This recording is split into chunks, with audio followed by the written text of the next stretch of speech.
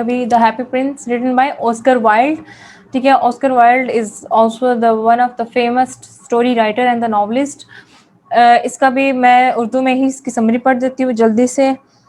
मुख्तसर तारुफ है, हम इसका एक दफ़ा देख लेते हैं। कहानी के मुताले से हमें पता चलता है कि एक दफ़ा एक शहजादा किसी मुल्क का हुक्मरान था और इसे अपने मुल्क के लोगों की परेशानियों को मसाइब का इल्म नहीं था। इसने नहायत ही खूबसूरत और खुशगवार ज़िंदगी बसर की। इसे ज़िंदगी में किसी तलही का जायका महसूस करने का मौका नहीं मिला था। इसको हर वक्त खेलने, गाने और रक्स करने के अलावा और कोई काम ना था।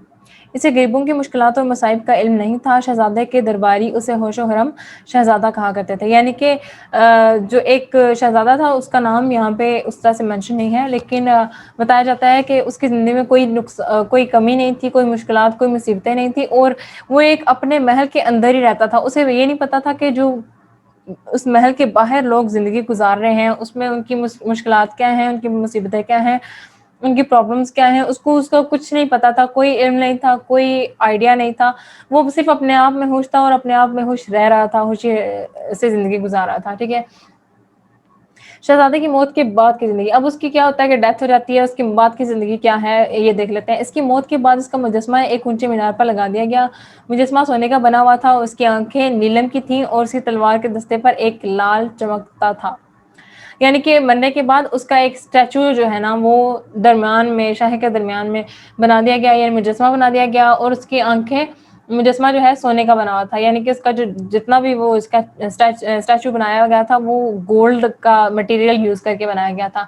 उसकी आंखें नीलम की थी, इसका मतलब ये है कि उसकी आंखों में बहुत ही नायाब किस्म के मोती डाल के उसकी आंखें बनाई गई थी और उसकी तलवार के दस्ते पर एक लाल चमकता था। लाल यानी कि एक डायमंड टाइप का कोई मोती था, वो चमक रहा होता था उसकी तलवार पे। इस तरह से उसको बनाया गया था। अबाबिल की हिदमत, अब देख लेते हैं अबाबिल क्या है। एक खूबसूरत अबाबिल शहर से उड़कर प्रिंस के कदमों पर आ बैठता है ताकि धुंध और सर्दी से बचा रहे। जब वो सोया होता तो आंसू के कतरे उसके जिस्म पर गिरते। उसने ऊपर नजर उठाकर देखा, उसे मालूम हुआ कि आंसू मुजस्मे की आंखों से गिर रहे थे। नन्हे अबाबिल से इससे काफ़ी हमदर्दी महसूस की।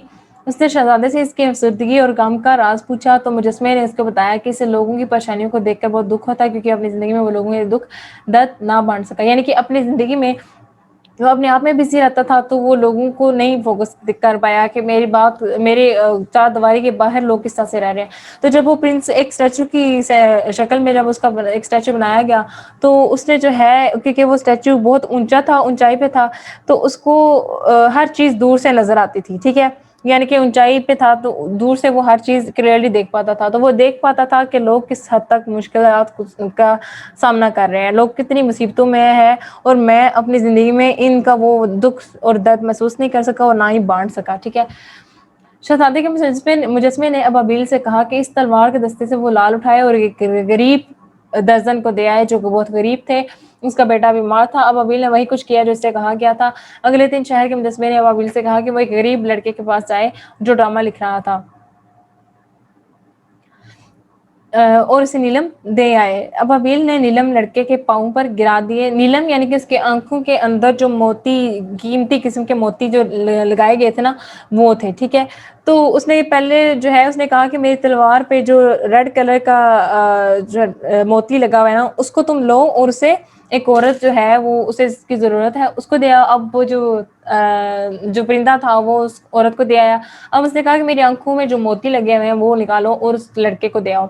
उसे जाके जो है उस लड़के को दे दिए, पाँव पे उसके गिरा दिए। अगले दिन अबाबिल ने एक माचिस फरोश लड़की की मदद की जो गरीब थी। वो मैच बॉक्स जो है सेल करती थी और अपना जो है गुजारा करती थी, लेकिन वो बहुत ज़्यादा उसको ज़रूरत थी मदद की। तो उसने अपने जो है जहाँ पे प्रिंस का स्टैचू था उसने उसकी भी मदद की और भूखी थी, उसके पास पहनने के लिए जूते नहीं थे तो उसका सर नंगा था। अबाबिल जन से लड़की के पास गया और उसके हाथ की हथेली पर मोतियों और जवाहरात को रख दिया। शहजादे की दरख्वास्त पर अबाबिल शहर के तारीख गांव में उड़ा। इसे हर तरफ पेशानी, मसाइब और जस्ट अ सेकेंड और दुख नजर आए। परिंदे ने हमदर्दी के साथ लोगों के ठंडे और अफलासदा चेहरे देखे। उसने मुसन्निफ वाज़े कर यहाँ से मेरे पास आई थिंक स्किप है,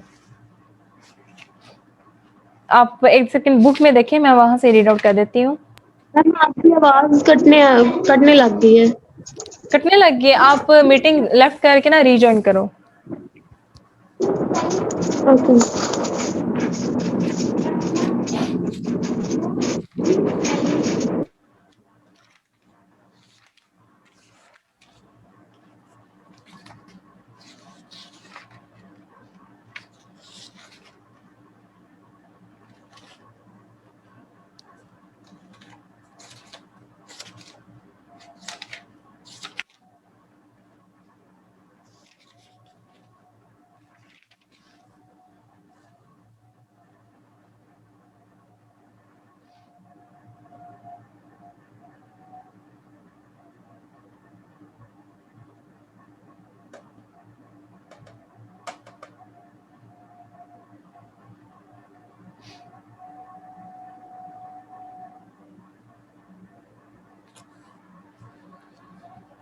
ओके, अब क्लियर है Anisa?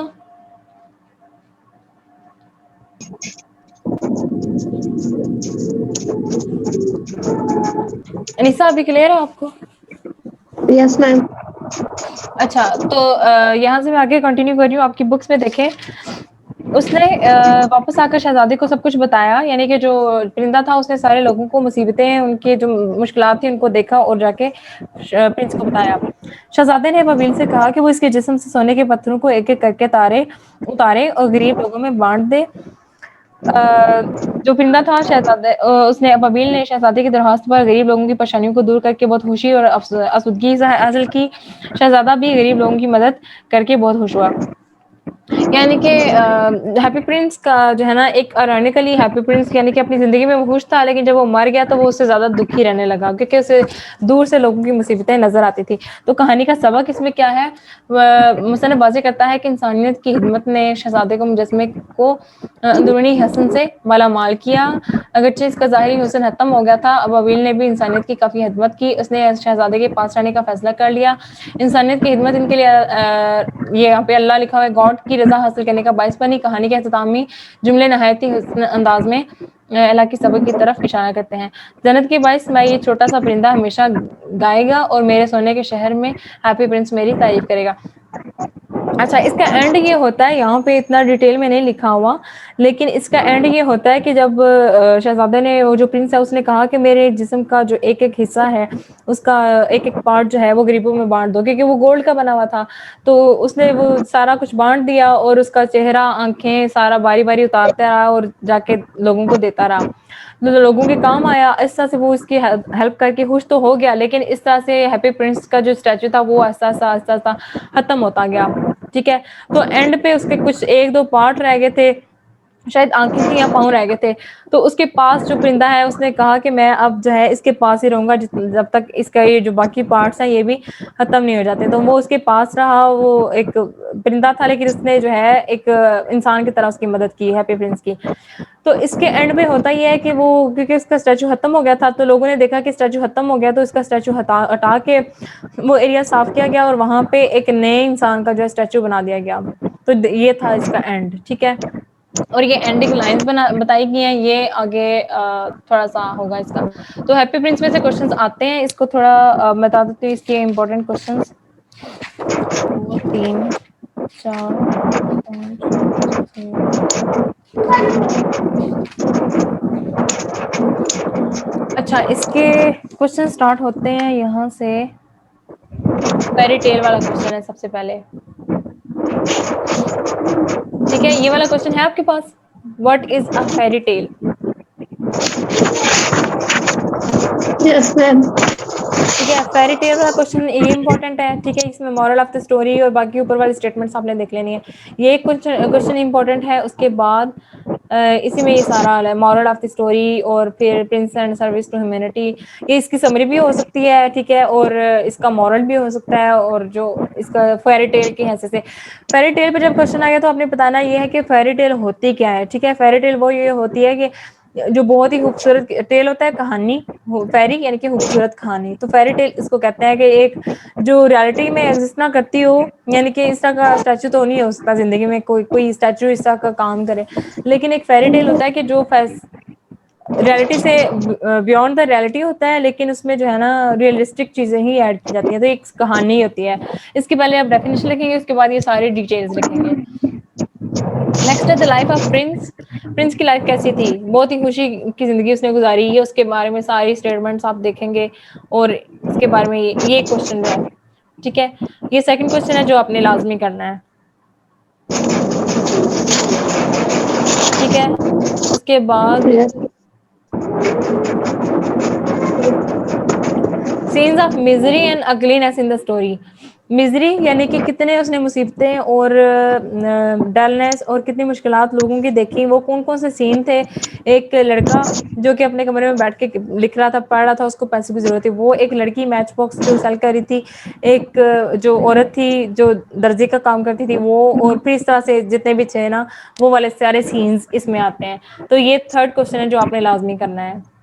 First scene of misery, ठीक है, फिर सेकंड सीन ऑफ मिजरी आ जाएगा, पैराग्राफ में लिख लें या जैसे आपको सही लगता है, फिर थर्ड सीन ऑफ मिजरी, इसी तरह से।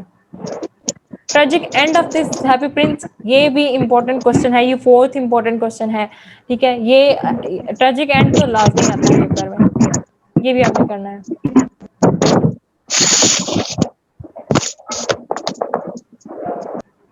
Tragic end of the happy Prince, कैसे हुआ इसका tragic and? One by one उसने अपने सारे पार्ट्स जो है बेच दिए, वो जाके देता रहा, और एट द एंड जो है उसका वो स्टैचू खत्म हो गया, और फिर उसकी जगह एक नया शहर के अंदर एक नया स्टैचू बना दिया गया था, ठीक है। तो ये उसकी जो है ना किस तरह से एंडिंग हुई, ये आप सारा एक्सप्लेन करेंगे।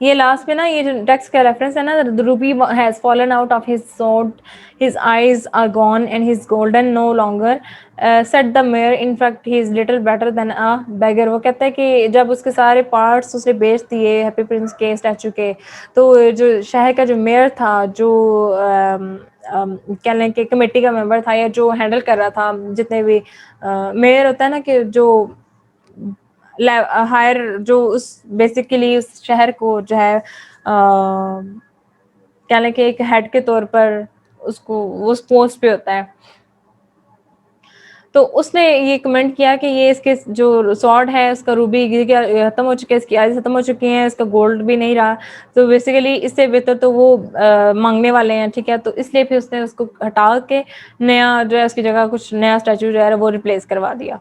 तो ये एंड तक जाना है, ये tragic end of this fellow, tragic end of the happy Prince और फेलो, ये दोनों ये भी इम्पोर्टेंट है। मॉरल लेसन भी आ जाता है, शॉर्ट है, इतना लॉन्ग नहीं है इसका।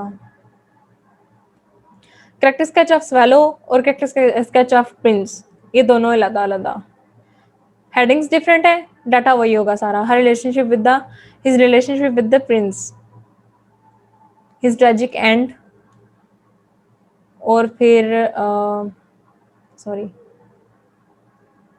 यहाँ तक, और उसके बाद next question criticism on rulers, ये भी इम्पोर्टेंट है। क्रिटिसिज्म ऑन रूलर्स यानी कि वहाँ पे जो हुक्मरान थे उन पे क्रिटिसाइज किया गया है कि वो गरीबों के कोई हकूक नहीं है वहाँ पे, पॉवर्टी हिपोक्रेसी के पीछे जो है ना, पॉवर्टी किस तरह से लोग फेस कर रहे हैं, अपनी हिपोक्रेसी जो है इन रूलर्स की हिपोक्रेसी शो की गई है, और किस तरह से ये शहर को तबाह कर रहे हैं ये उस एज में। ये स्टेटमेंट लाजमी पढ़ना कि Oscar Wilde is a criticism on the realities of Victorian age, ये स्टोरी विक्टोरियन एज में लिखी गई थी, यानी कि 17 टू 18 सेंचुरी में स्टोरी लिखी गई थी, और इसमें हिपोक्रेसी और ये पॉवर्टी और एक्सप्लॉयटेशंस पे किस तरह से क्रिटिसिज्म किया गया है, ये इसके अंदर आएगा। ये फिफ्थ इंपॉर्टेंट क्वेश्चन है, ठीक है। इसके सारे इंपॉर्टेंट हैं, ये सारे करने वाले हैं। Happy prince and the present rulers, the prince is cut off from society, ये सारे आ जाएंगे इसमें। The modern rulers are indifferent to poor people, indifferent यानी कि अवॉइड करते हैं उनकी मसाइल को, उनकी मुश्किलात को अवॉइड करते हैं, अब इग्नोर करते हैं, स्ट्रेंज बिहेवियर शो करते हैं। Reformers like the swallow, reformers यानी कि नई शक्ल देने वाले, जो कि स्वेलो ने दी अपनी कोशिश के साथ, जो उसने हैप्पी प्रिंस उसको कहता गया उसने वो किया। और इस तरह से ये एंड होते हैं इसके क्वेश्चंस। तो एक-एक क्वेश्चन करते जाओगे, आप लोग को अंडरस्टैंडिंग होती जाएगी और समझ आ जाएगा। मुश्किल इसमें कुछ भी नहीं है, सिंपल सी स्टोरी है, ना इमेजरी है, ना सिंबलिज़्म है, कुछ भी नहीं है। बस ये 4-5 क्वेश्चंस हैं जो आपने जो है ना वो टाइम निकाल के साथ-साथ करते जाना है, एक-एक करके। ठीक है, और इसके बाद आप अपनी बुक्स ओपन करें, जो फर्स्ट सेकंड स्टोरी है, सॉरी, रैपरचिनीज़ डॉटर, ठीक है, वो ओपन करें। इसकी समरी आप एक दफ़ा खुद पढ़ लेना इसका ना, मैं थोड़ा-सा आपको बता देती हूँ इम्पोर्टेंट क्वेश्चंस कौन से हैं। अपने माइक्स अनम्यूट करें, मुझे फिर बताएँ कि आप लोगों को समझ आ रही है, जैसे-जैसे मैं टिक करवाती हूँ, ताकि हम इसको जल्दी जा रही है। रैपरचिनीज़ डॉटर नैथनियल हॉवथॉर्न ने ये लिखी है, और इसमें बेसिकली ये स्टोरी है, एक रैपरचिनी जो है ना, ये एक साइंटिस्ट था, और रैपरचिनी की जो डॉटर थी ना, ये इसने अपने एक्सपेरिमेंट कर के और नॉलेज के लिए इतनी इसको लस्ट थी और इतना इसको शौक था ये साइंटिफिक मेथड करने का, तो इसने इतने मेथड्स यूज़ करके अपनी बेटी को इतना जहरीला बना दिया था कि वो एक इंसान कम और एक जहरीला जानवर ज़्यादा लगती थी। उसके नज़दीक कोई जानवर जाता था ना तो वो मर जाता था, किसी के फूल को वो हाथ लगाती थी, वो फूल मुरझा जाता था। तो इसी तरह से एक लड़का उसकी ज़िंदगी में आया, और उसने जो है, उसका नाम आई थिंक यहाँ पे आगे दिया होगा, गेवानी आई थिंक उसका नाम है, गेवानी उसका नाम है, और जो है ना बैट्रिस लड़की का नाम है, ठीक है, रॉबर्ट जीनिस की डॉटर का नाम है बैट्रिस। तो ये दोनों का रिलेशनशिप स्टार्ट हो जाता है, तो लड़के को पता चल जाता है कि ये पॉइजनस है, ये जहरीली है, क्योंकि स्टार्ट में, बाद में थोड़ा सा जब अफेयर चलता है तो उसको वो हाथ लगाता है, तो उसका हाथ जो है ना लड़के का, वो बाद में फील होता है कि थोड़ा सा जहरीलेपन की वजह से वो नीला पड़ गया है।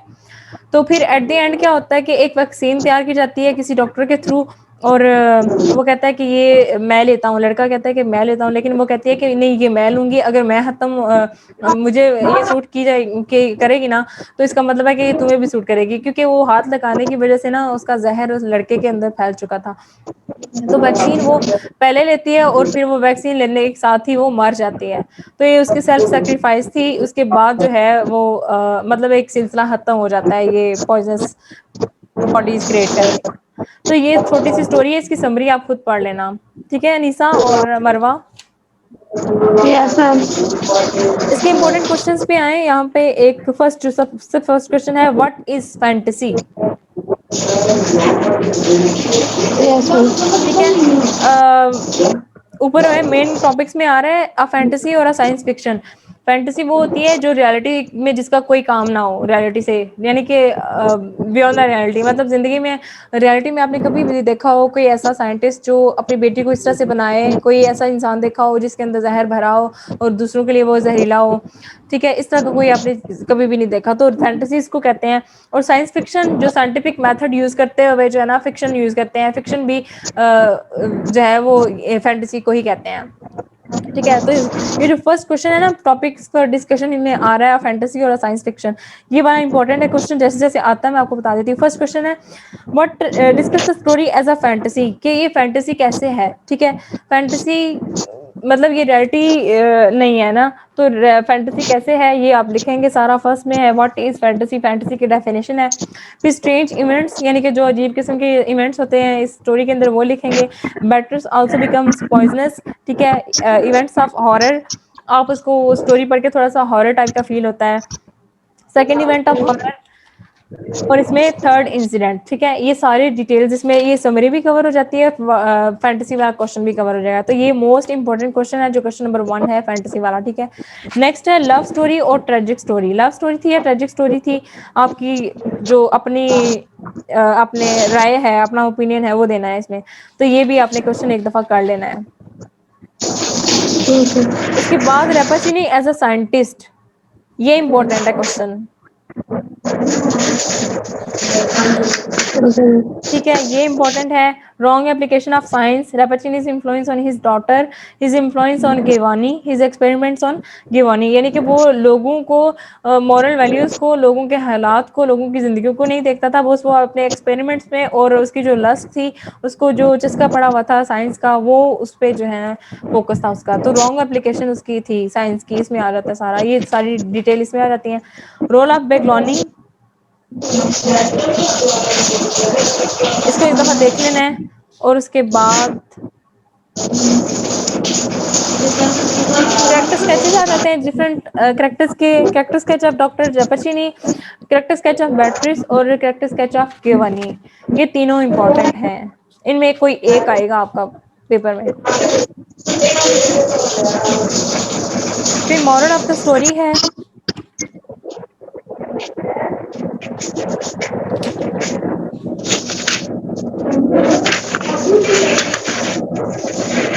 मॉरल ऑफ द स्टोरी में मेन आइडियाज और थीम कवर हो रही है।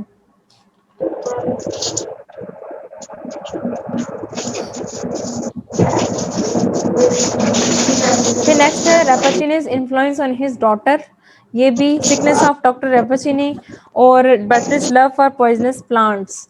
ये तीनों क्वेश्चंस हैं एंड पे, ये सारे इंपॉर्टेंट है, सारा का सारा आपने करना है। मैम हमारा जो मॉरल वाला है जो वो है, उसके आगे कंपैरिजन डॉक्टर रेपेचिनी एंड लियोनी एज साइंटिस्ट है, एक क्वेश्चन है आगे।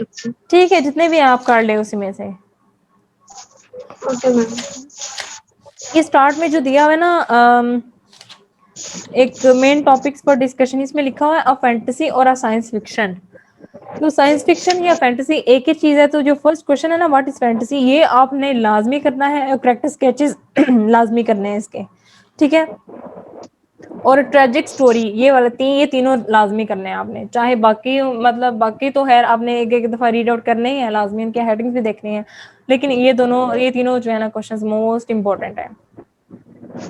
Okay ma'am. ठीक है, समझ आ गई है, जल्दी जल्दी भी मैंने करवाया है, लेकिन इसमें जो है ना मैं खुद भी अभी जो है ना डेड ऑलमोस्ट। यस मैम हाँ जी।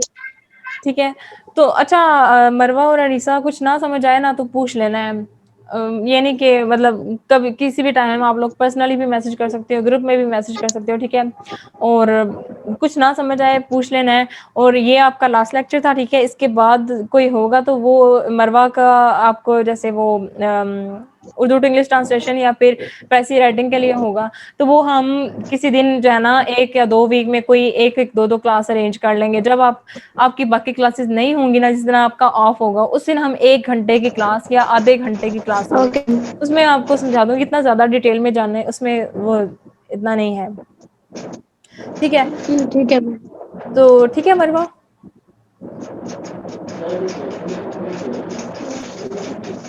मरवा समझ आ गई है? जी मैम ठीक है। ठीक है जी, चले सही है, आप लोग रेस्ट करें और तरावी नमाज पढ़ें, शाह की नमाज पढ़ें, मुझे भी दुआओं में याद रखना, और रमज़ान मुबारक आप लोगों को मेरी तरफ से, आपको भी वेलकम मैम। खैर मुबारक। तो अल्लाह पाक हम सबको रमज़ान नसीब करे और हमारी दुआएं कबूल करे इंशाल्लाह। ठीक है, अपना ख्याल रखें और विल सी यू सून इंशाल्लाह। जब भी कोई आपको प्रॉब्लम हो या आप समझते हो कि ऑनलाइन आप अपने टेस्ट की चेकिंग करवाना चाहते हो, तो हम ऑनलाइन मीटिंग अरेंज कर लेंगे, उसमें आपके टेस्ट की चेकिंग मैं साथ साथ करती जाऊंगी, आपको बताती जाऊंगी इसमें क्या क्या मिस्टेक थी, ठीक है। इस तरह भी हम कर सकते हैं। ये आप सर आपसे पूछे तो आप उनसे उनको ये सजेशन दे सकते हो, ठीक है, तो फिर हम कर लेंगे, कोई मसला नहीं है, ठीक है। चलें ठीक है, अपना ख्याल रखें और जाएं, रेस्ट करें, नमाज पढ़ें, फिर खाना वगैरह खाएं, ठीक है जी। Okay ma'am. ओके जी, अल्लाह हाफिज। अल्लाह हाफिज़। अल्लाह हाफिज।